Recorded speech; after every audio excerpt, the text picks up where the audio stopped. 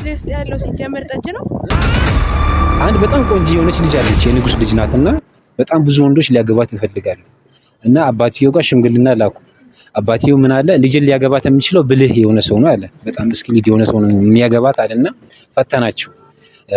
ምንድነው ጥያቄ? እሱ የፈተናቸው ጥያቄ ብርሌ ታውቃላችሁ? የጠጅ ብርሌ፣ እሱ ውስጥ ብርቱካን ከቶ ይዞ የመጣ ሰው ልጅን ሊያገባት ይችላል አለ። እና የሆነ ሰውዬ ብርቱካኑን ብርሌ ውስጥ አስገብቶ አመጣና አገባት። እንዴት አድርጎ ብርሌ ውስጥ ብርቱካኑን ሊከት ቻለ?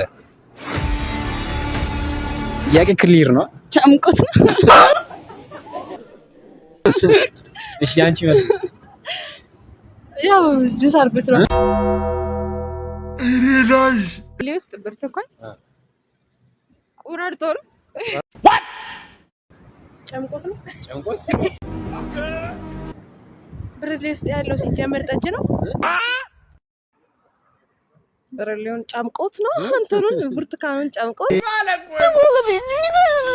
ከስር ቀዶ ታስቀምጠው